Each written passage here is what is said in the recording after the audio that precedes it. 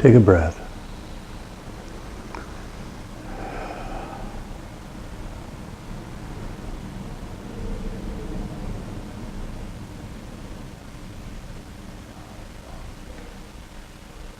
Good.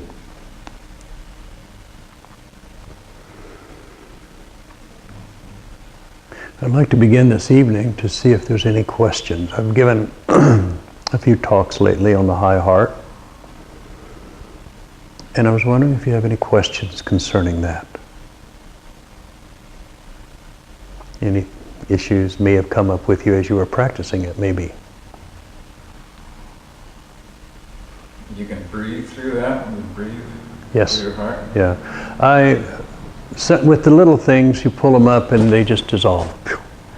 But sometimes you have to, if something is pretty intense, you pull it up, you gather it up, this, whatever that energy is. It can be fearful, it can be hateful, it can be gnarly, it can almost feel demonic, maybe it does feel demonic. It doesn't matter what it feels like. Whatever it is, it doesn't matter. You get it and you breathe it up to the high heart, and you just hold it there. You don't do anything to it, you just hold it right there. There is nothing there for that energy to stick to. People think, well, if I pull it up there, it'll go in. If you don't pull it all the way up to the high heart, it does not work. It's very painful. It can be dangerous, actually, I think. So we really have to be very specific. I encourage people, when they're doing this for the first few times, put their hand right up here, and it's where your palm is. That's your high heart. And you get to know it, and so you just keep pulling it up. And sometimes it'll take several breaths until you kind of feel, and each time it dissolves a little bit, you breathe out, you go, and then you wait a minute. And if some of it's still there in your mind, you kind of gather it up.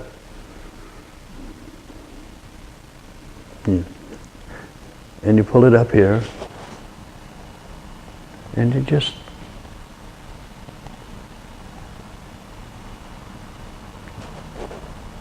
let it dissolve.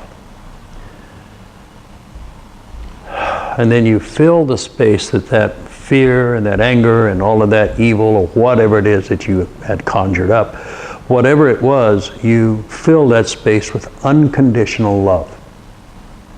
And it doesn't feel like love. I will let you know, it doesn't feel like anything. This is above emotion. This is above judgment. If it feels like anything, it feels like a wind. But in your mind, you say, I'm filling this space with unconditional love, which means nothing has to change, but you are not affected by it anymore. So sometimes you have to just keep doing it. I had a situation from my past that visited me a couple of weeks ago. Very traumatic event that I went through. So traumatic I almost had a nervous breakdown at the time. And I thought I just pushed it all to the side, and I thought, I don't have to deal with that. And then it showed up again a couple of weeks ago, and I just kept pulling it in and dissolving it. It took me 20 minutes. I would dissolve it, and I would stay for a while. Oh, there's still some left. Pick it up, dissolve it, or let it dissolve. Stop my thought. Any left? Yeah, pick it up. Did it for 20 minutes. Now it's gone. I didn't change anything outside of me. I changed me. And I'll get into that this evening. But that's... Put our thoughts there. And oh yeah, put your thoughts, you put your ideas about who you are, you grab that egoic part of you that wants to change things, you dissolve that. This is a personal practice. It's very personal, and we're using the samsara, we're using the river Maya or the world of sin or whatever you want to call it. We're using these energies to perfect ourselves. So when these energies come up and we let them just become what they truly are, is unconditional love, because the universe is created and made up of unconditional love. It is only us that make it anything different.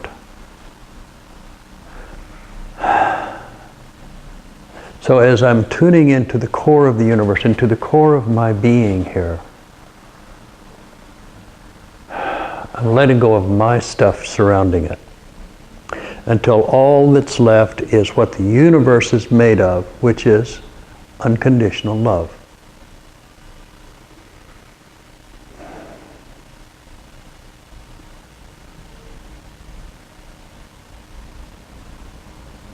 So I can hold that instead of holding this train of thoughts that like a freight train, because I've been out in the Yeah. world all day. Right. Trying to stop that. Yeah. It's a bit daunting at first. Yeah. Well, you just take it. If it's a freight train, you start with the first car, you dissolve it, and then, okay, the second one, and dissolve it until. And what you do when you do this, these things that are loading up like a freight train that are hitting you, as you learn to let them go and let go of your ideas surrounding them, you'll find that that train doesn't come into the station like it used to, and pretty soon it just doesn't come in at all. The things still take place in the world, but you are transcendent of that. And this is the act of becoming transcendent of effects.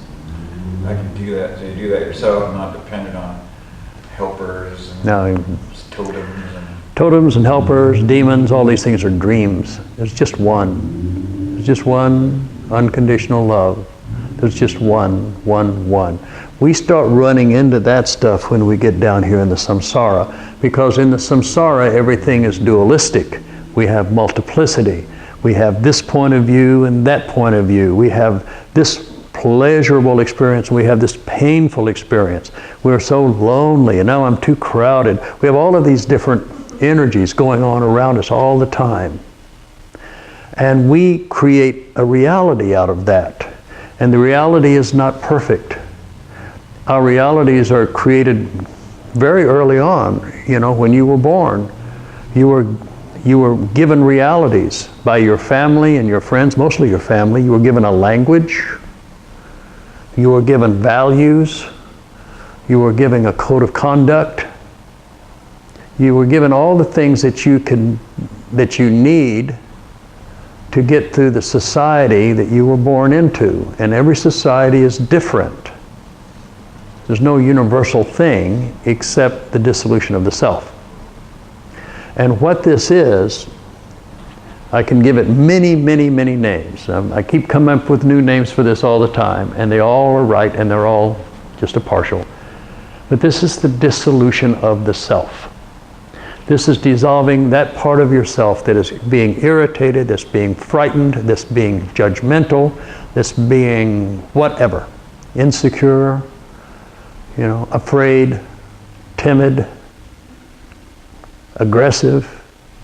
All of these things, we take them up one at a time, and as we do this, we're also dissolving that part of us that's bringing it up too, because that's ego. But when it dissolves, there's a moment after this, when you breathe out,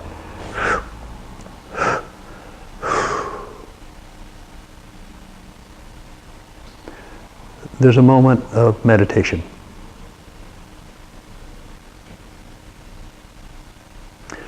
And then as your energy is being pulled back down, again, your consciousness is coming back down here, and the ego meets you at the door and says, well, that didn't work, or this doesn't do that, or whatever. It starts saying all kinds of stuff because it's trying to survive.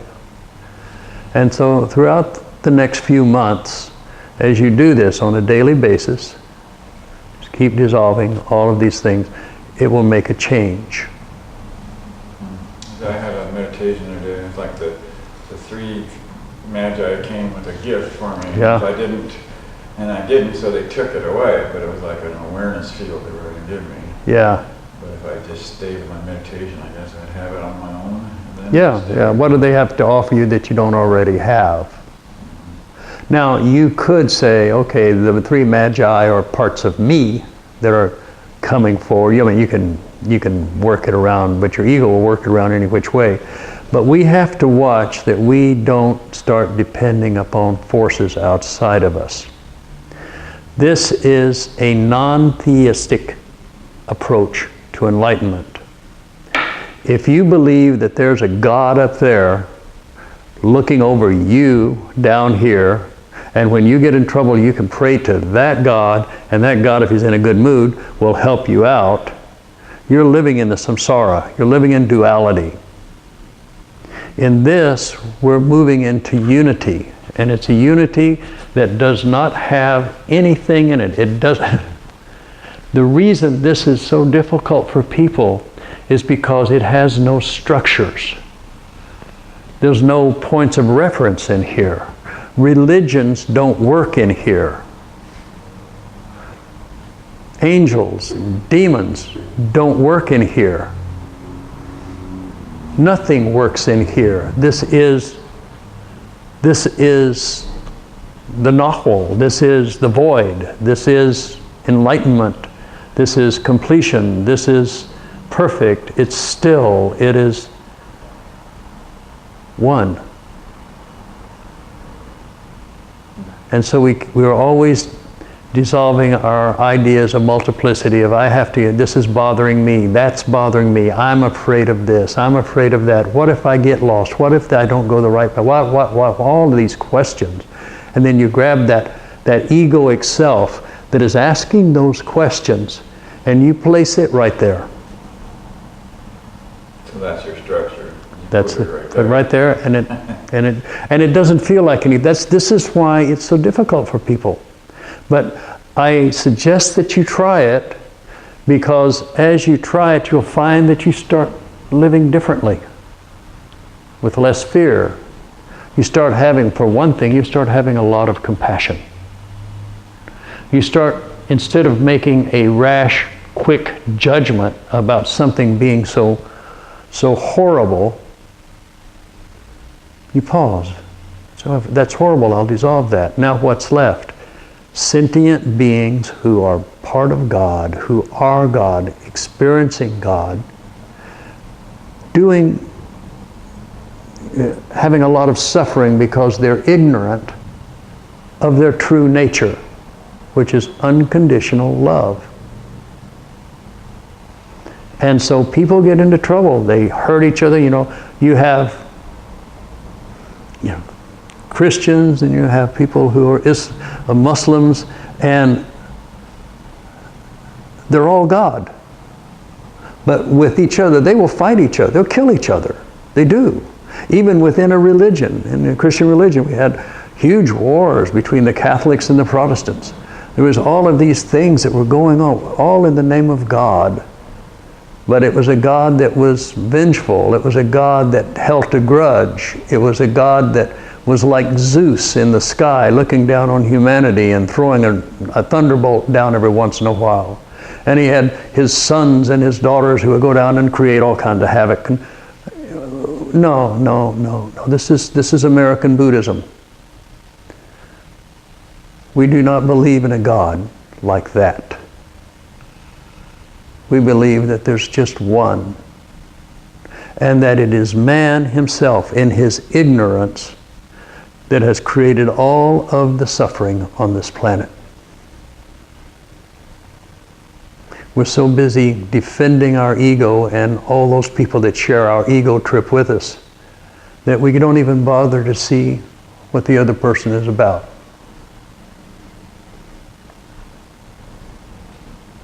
I was listening to a story on NPR this afternoon about this man who had adopted this young girl, and she was so special. She did so many good things. As she got older, she started helping people. She adopted some kids of her own. She was just amazing. And one day, a man broke into her home, robbed her and murdered her, and raped her. And her father, devastated, he was angry. He wanted the man dead. He could not understand anything about it. And over a period of time, as he dealt with this and he dealt with it, there was a part of him that says, it was an enlightening thought. And the enlightening thought was very simple. What would make him do such a thing? He had never thought of that before. He just thought about what had been done. But what would make a man do that? And in that moment of wondering what that other person, what possessed that person to do that, opened up a dialogue with him, and him and the man kept a dialogue of letters between each other for 10 years. Wow. He forgave him. He didn't forgive what he did. That cannot be undone. But he forgave him because he realized that this young man had been raised in a very bad home himself and had gotten into drugs. And this was all done through drugs. He was out of his mind, and now his life is ruined. He'll be in prison the rest of his life. The girl's father's life has been affected. He no longer has a daughter, and so on and so forth. But in it all, the father found compassion for the guy that murdered his daughter. I think we need to just look at what compassion does and how it heals us. If you want to hang on to your judgments, if you want to hang on to your angers and your self-righteousness, that you don't even want to hear what the other person is about, or much less understand what would motivate them to do what they're doing, then you have no compassion. And a life without compassion is a life of hell. And compassion doesn't mean you have to understand. Or Well, I think you seek to understand. Maybe you don't know, but you seek. What would it's like someone does a despicable act. I don't know, maybe they took all the Twinkies off the... Yeah, took all the Twinkies off the table. Who would do it? Or take all the Twinkies away. And so, what would they do? You know, well, he took the Twinkies, throw them out, beat them up, whatever. But you think, why did he do it? He took the Twinkies. Why did he do it? If we ask that, what was motivating? What would drive a person to do such a thing? And it nearly always comes up as injury at the soul level. People are injured and they're hurting. And they're covering up their pain with drugs. They're covering up their pain with Twinkies. Yeah. I like the Twinkie meal. So, any other questions? There was one. Yes, Sita. While doing the practice, some discomfort appears at the same level on the back. And sometimes it's very intense that it definitely makes you stop meditating because it's very uncomfortable. Yeah. So what to do about that? How do you get over that? It's a good question. So what you've experienced is you're trying the high heart, you're up here, Yeah, right? after a while- And now you're getting pain in your back. And that, you know, it's you can't pull the pain up here. It is at the same level, so yeah, try to work with it and soothe it. No, don't try to soothe. Don't try to do anything with it. This is the hard part of this technique. You do nothing with it. You just pull it there and let it take care of itself. Now, some people, their ego will not allow them to do this, because no matter what they do, when they pull it up here, they still want it to change. They want people to quit hurting each other. They want the Democrats and the Republicans to get along. They want everyone to love animals. They want everyone to take care of the planet. And they'll fight and kill so they get it. We're pulling up that part of us that wants to do that. You just hold it there. This is, it's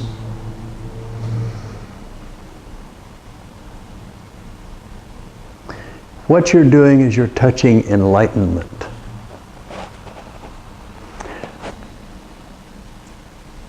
I have an experience of enlightenment. I've been around a lot of enlightened teachers. I went to Amaji once. Amaji hugs 1,500 people. She's been known to 1,500 people a day. She'll hug them. All of that energy hugs them, and she's not affected. When I hugged her, she took me right into here. I didn't know it at the time, but that's where she took me to. Now that I've discovered this on my own, I know how she does it. She never hugs anyone in her mid-heart or low. It's always right here. And the reason that she can hug all of those people and not go insane or be flat on her back is because she's not there. All she's doing is pulling them into this space as she hugs them. And she gives them that energy. Well, they just fall into it. Fall into that space. And there's a connection there. When you fall into that space and you come back, it changes you. That's why I said if you do this meditation enough, you'll start becoming compassionate. And the first person you should become compassionate about is yourself. You're very hard on yourself. You're always beating yourself up. You're always saying, I don't deserve this, or I'm not smart enough, or I'm too old, or fill in the blank. Those are all lies. Yes? I just did it. Mm-hmm. I turned into you. Yeah? Yeah. Why? So I'm like, what? Yeah. Well, we're all one, of course. Of course, I like my individuality a lot. Of course. And you will always have it. You're a sentient being. But in a moment of meditation, you and I are one. True Tantra. Without the messiness of physicality. I must say that a little bit scared. Yeah? Yeah, the sense that you're losing yourself. I backed off from it. Yeah, I understand. Just understand that when you fall into that space and you become me, when I'm in that space, I'm not there. And neither are you.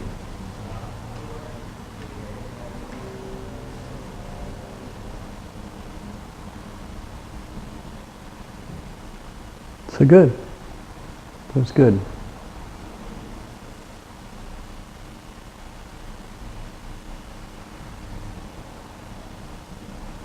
Good. So tonight I want to clear up part of this technique, especially I've been going over this with my students, of course. But, I'm going to do this for those of you that are watching.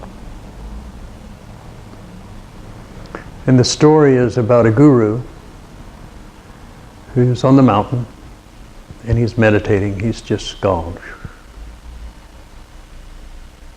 So easy. He's up high. He's up above human aura. And when people from the village down below come up and they have a problem or a question, he answers their question cleanly, purely, perfectly, and they go away, and he's alone. It's an exquisite experience. And one day, he goes up to the edge of his little cave, and he looks down into the village below. And he has a strange thought. He doesn't have too many thoughts, but maybe it was an urge rather than a thought, to go down into the village.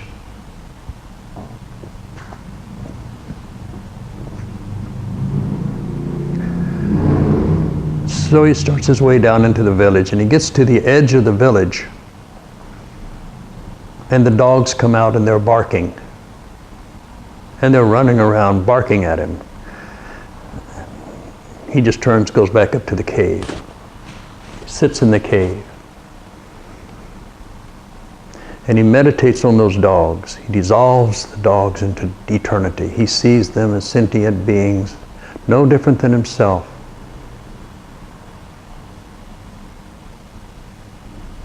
So now he goes back into the village again. The dogs come out, they're barking.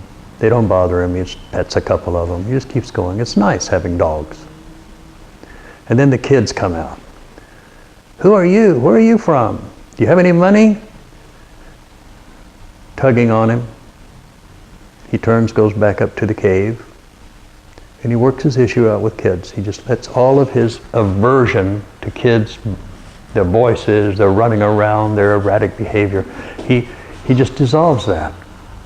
He sees them as perfect examples of the divine expressing itself as children. So now he goes back down in the village. He gets by the dogs, he goes by the kids. He Just keeps going. He's still very... And then the town drunk approaches. Hey, what you doing here? He turns and goes back up. And he dissolves. He sees that drunk. He holds that drunk in his heart up high, and he says, wow, what would cause this person to be this way? And in his mind, he starts to see that this man has lost a lot, that he has had a horrible time in life. And now he's just trying to escape all of his pain and all of his suffering through alcohol. And the Guru's heart fills full of compassion.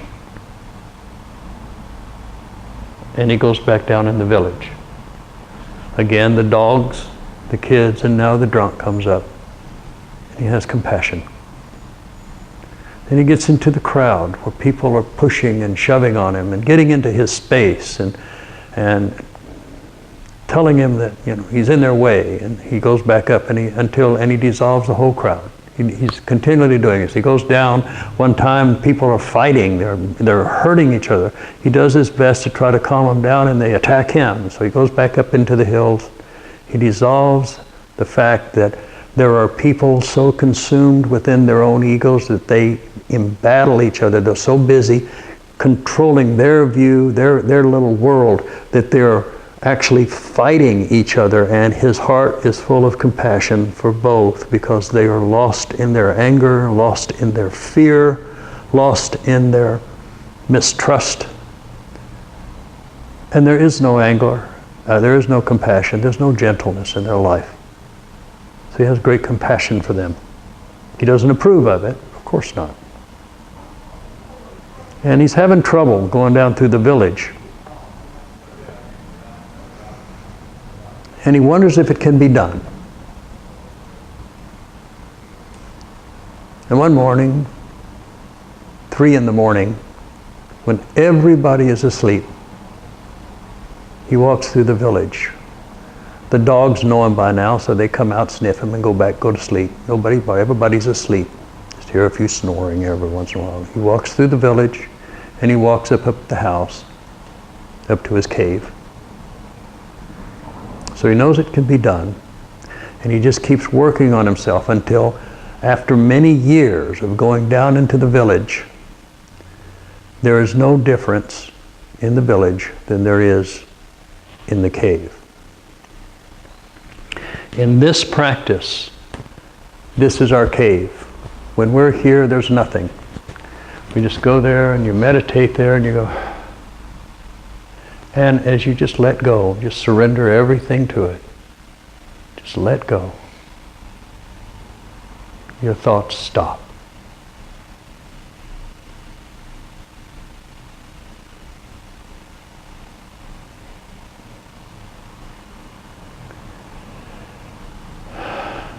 And then you find yourself being drawn down the mountain, down to the lower heart, where the samsara is, down where there's multiplicity, down where there's conflict, down where there is aggression, down where there is all sorts of suffering, the wailing and gnashing of teeth, horrible, horrible, horrible things taking place.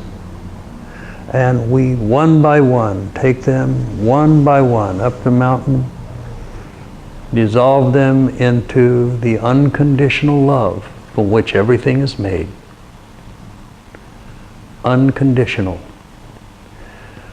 We don't go down into the village and kill the little dogs. We don't go down into the village and grab all the kids and ship them off to some orphanage so they're not a bother to us. We don't do these things. That's the village. The village is made up of all of these. But if the Guru, which is you, can somehow see the perfection of enlightenment manifesting itself in some very interesting ways, where you're walking through the village, you are in the world, but you're not of it.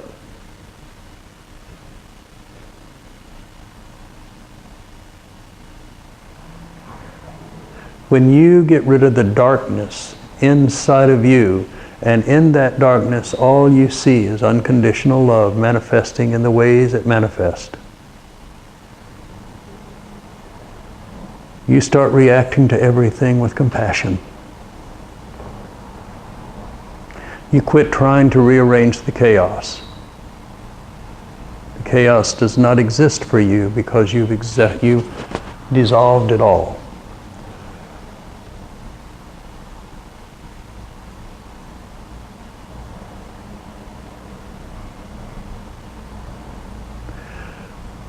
We're not going to take this energy and change the world. We're going to take this energy and change us. That's the only way salvation can be found, is inside of you. And it's there. It's for you. You can do this. It just means that you're constantly going to be battling your own ego that does not want to do this. Your ego will fight this tooth and nail because it does not want to be dissolved.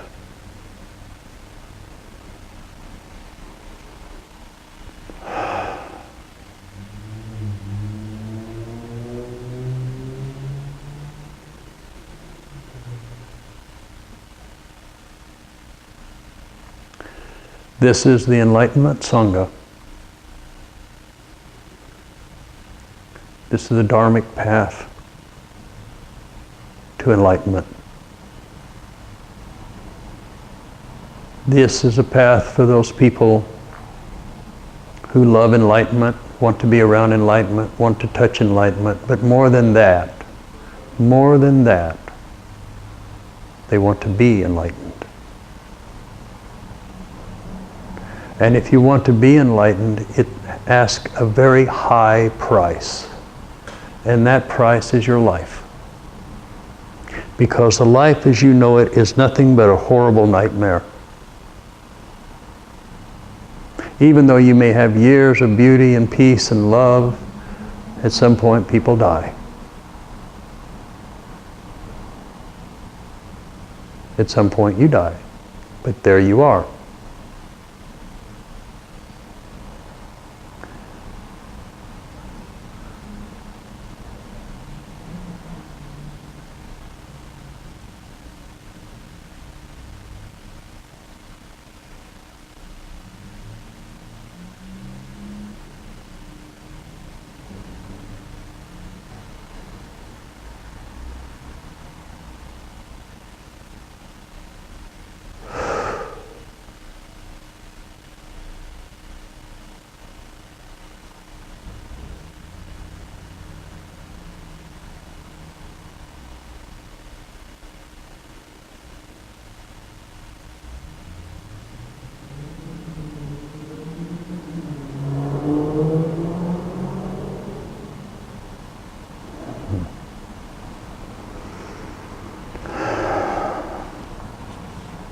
Good, take a breath.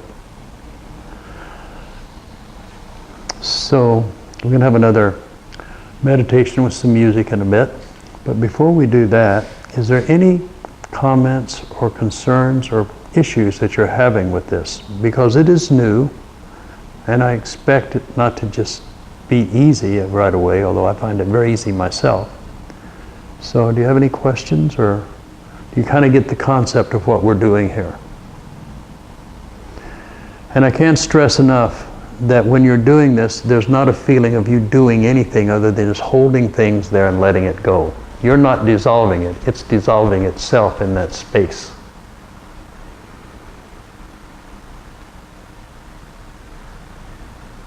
Good. On this one, we're going to do a little bit. I'm going to shift it a little bit. And this one we're going to see about opening up some chakras, just for fun. So let's do a piece of music, 2 pieces of music, yeah. And we'll see how this goes. So just, you might keep your eyes, kind of gaze in this direction and see what you feel. Open your heart. Very important to open your heart.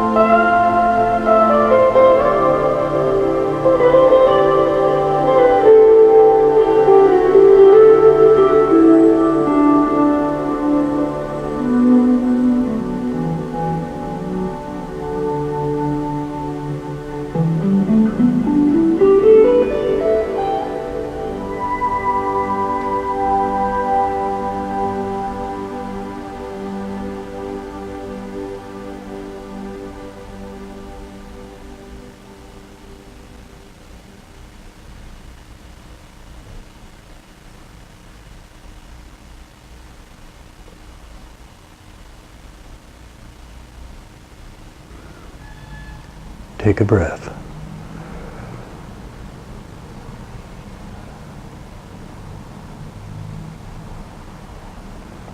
Keep your thoughts still.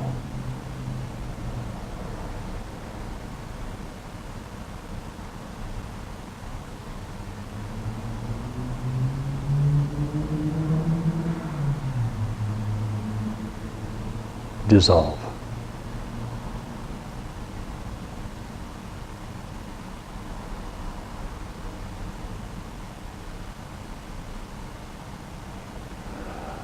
Let go.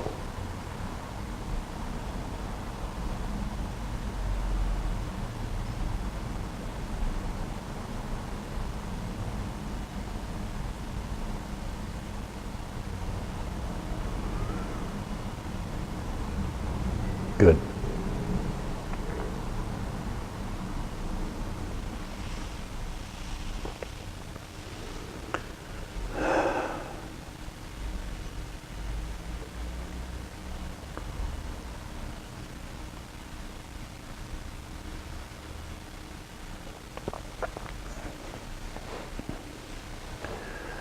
So before we finish this evening, I'm going to open this up for questions concerning anything. We don't have to talk about the high heart. We can talk about anything. Something as you're curious about, or that maybe something I've said that haven't figured out. This is a time for clarification. So take a moment, reflect, and see if there's something that you'd like to clear up. Yes? Does the fear to letting go and being absorbed go away only with the practice, or is there something we can do on our daily day activities that can help not be so apprehensive when one starts feeling emptiness? Yeah. It's, my teacher said that what happens is that, you work with your students and you pull them right up to the void and they take a look and then they try to run the other way. So you let them go a couple of steps and you trip them. It And- feels like when but you- want you- to jump off the Yeah, and then you just keep bringing them up until one day they overcome their fear of letting go and they leap into the void. But the fear is there.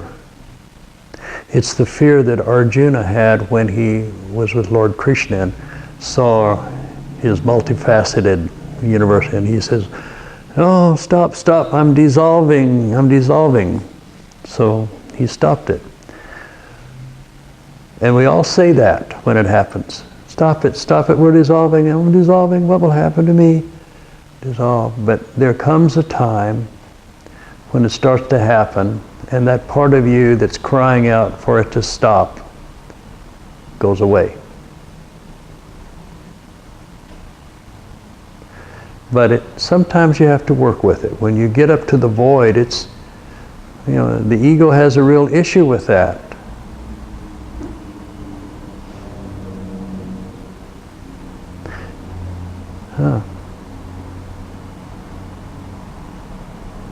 So yeah, there is a fear that you have to overcome. But as I look at you, I know how fearless you are. So it won't be a problem too much longer. For some people it will be, but they'll overcome it. Yeah. And it's something that just a practice. Really. Just practice. Just keep doing it. You don't clear that whole village out in 2 settings. It may take you 10 years.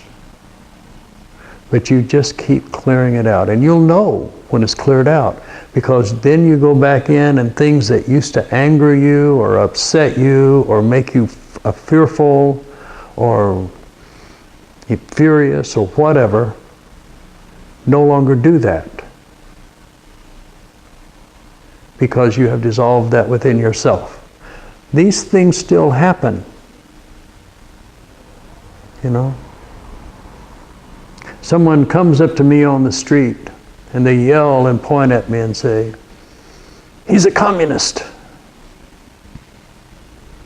And I'm embarrassed by that. Oh, I don't want to be picked out in public and accused of being a communist, and what will people think, But when I overcome all of that and they come up and they point me and say I'm a communist, I just say,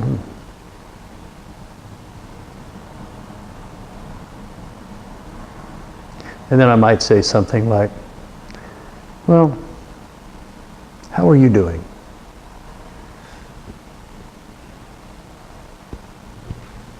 I'm not very interesting. You're interesting. You've got things going on. I'm not very interesting. If I'm doing things right, I'm nothing.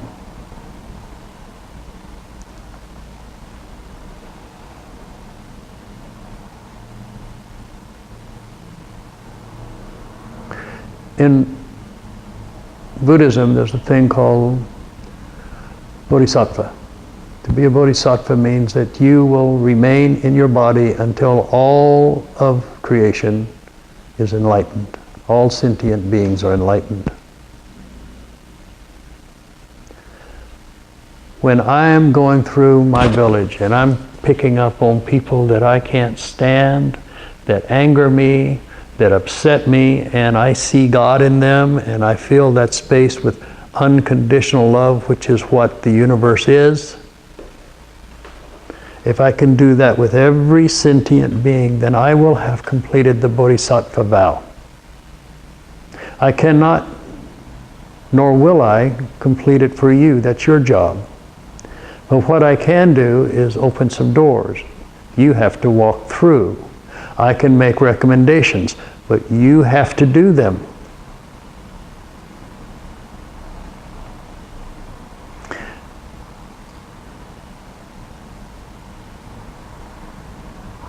I'm out to save the world, one person at a time. And I begin with myself.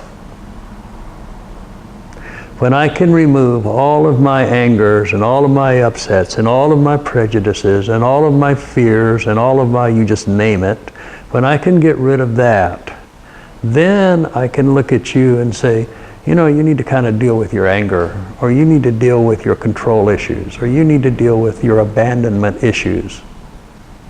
But if I have those issues myself, then I can't do that for you. I'm just projecting.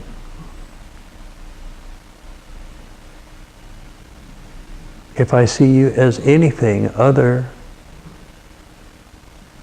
than God in the flesh, the divine nature manifesting perfectly, individually,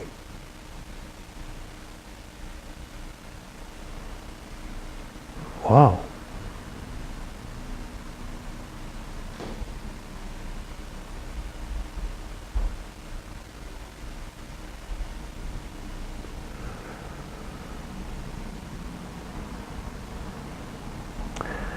It was interesting for me. I was raised in a very fundamentalist Christian church. And there was a lot of talk about heaven and hell. And heaven was a place of gold, peace, love. It was a place of divine realization. Hell was a place of torture, wailing and gnashing of teeth, anger, pain, suffering.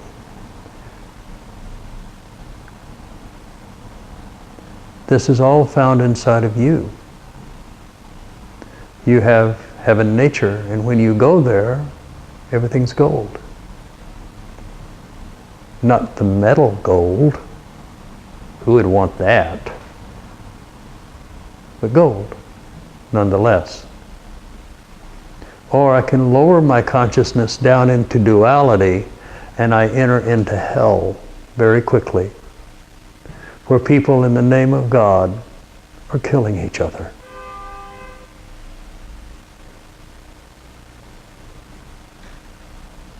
Where acts of violence are met with acts of violence.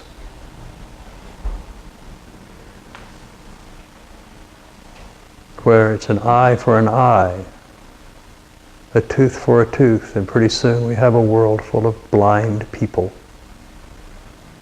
that can't eat.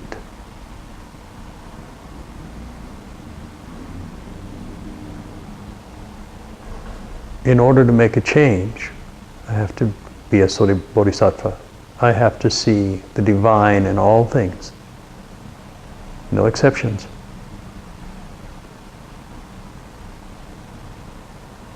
The ego does not want that. The ego wants opposition. It wants two.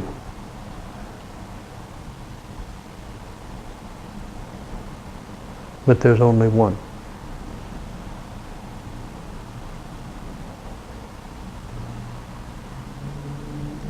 Being manifest in a dream of creation. It's a dream that's always changing. Everything is a transitory flow of existence. Nothing remains.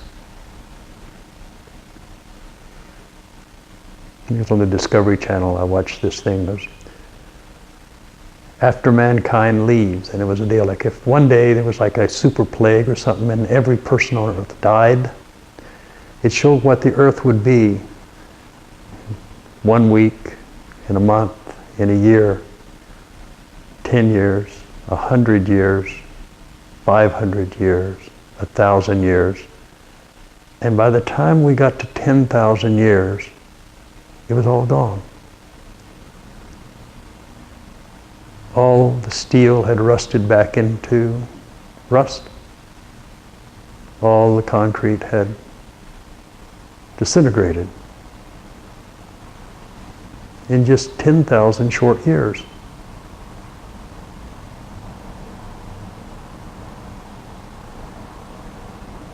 Everything here will go away. Nothing will exist except enlightenment, of which all things are made and all things are created.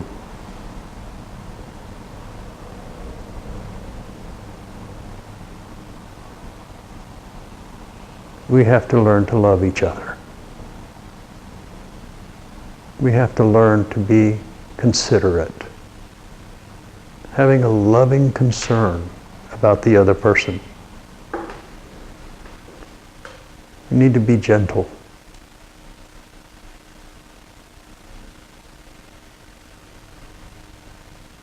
And listen. How can you be compassionate if you cannot listen to what the other person is saying?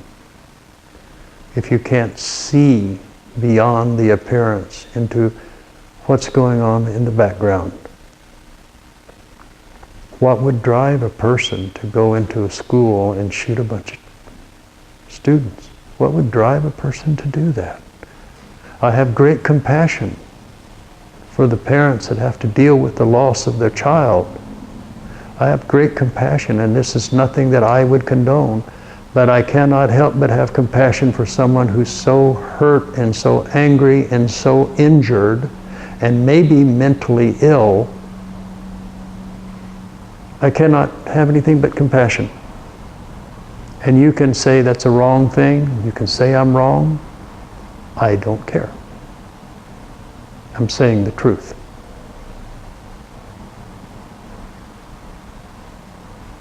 And if you go back into all the world's religion, you'll find that they're saying this. Christ told everyone to love their enemies, to pray for their enemies, to have compassion. I many times think that I'm the only Christian in America. I'm the only one being like Christ. I'm the only one that seeks Christ energy in everything.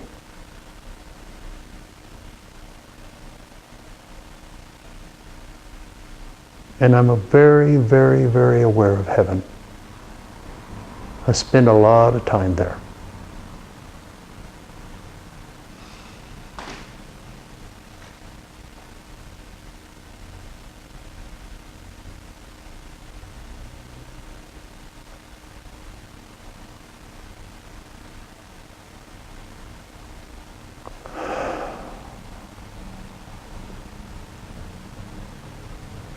Good.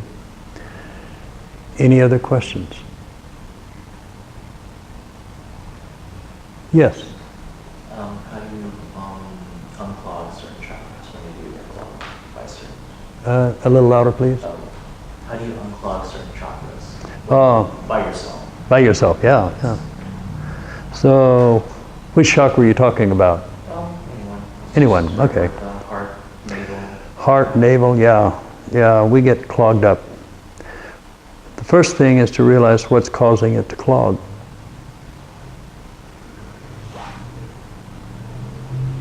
That takes some time in dealing with it. So what you do, if your heart's not opening, if you just don't want to open your heart, so you focus on your heart, you meditate on it.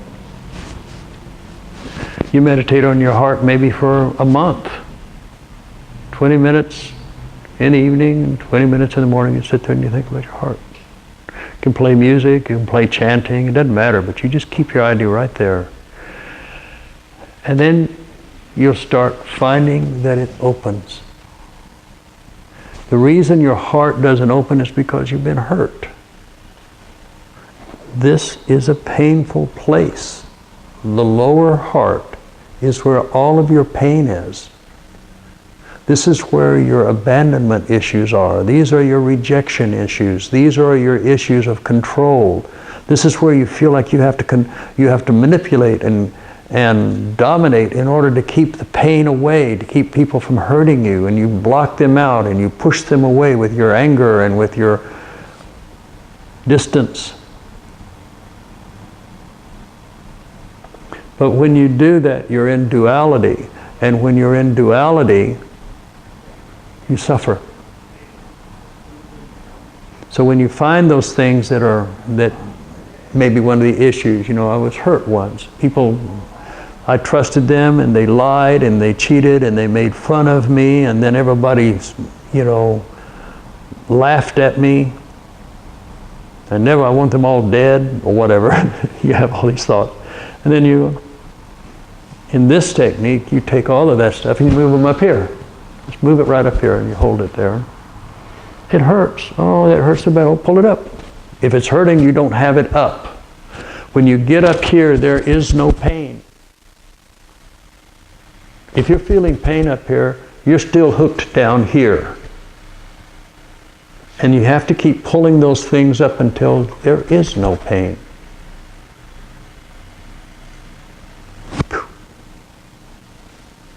If it's your third eye, you focus on it. What in you is keeping it from opening up? And it's usually some sort of a trauma or some sort of a belief system, some fear. There's all kinds of reasons. But they'll open up. But the only thing I'm interested in you opening up, the only thing I'm interested in you opening up right now is this one. And this one is the one that I meditated for 40 years and didn't know it was there. I went from heart, the guru heart, to throat, to third eye, to crown, and I had all of these experiences, and I still was dropping down into the samsara, and I was still having issues and problems. But now, no wonder I missed it. It doesn't feel like anything. No wonder I missed it. There's nothing there. Except everything.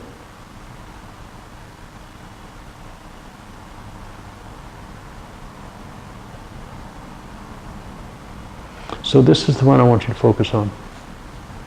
These others open up. And there will be times when you're ready that they will just pop open. And you'll have amazing experiences that your ego will immediately grasp onto and tell you that you're better than everyone else. And maybe you are. I don't know.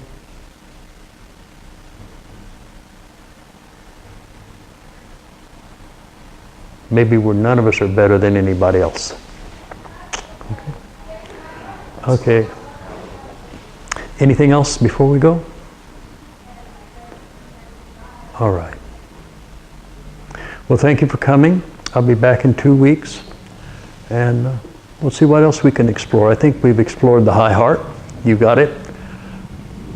I'm always ready to answer questions on it. If any of you are watching this on YouTube or live stream, email us your questions and your concerns, your complaints.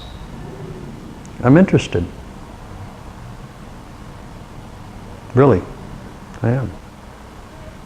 So have a great week. Learn the high heart, focus on it, work it, see if it makes any changes in your life. I think you'll like it. I think you will. Namaste.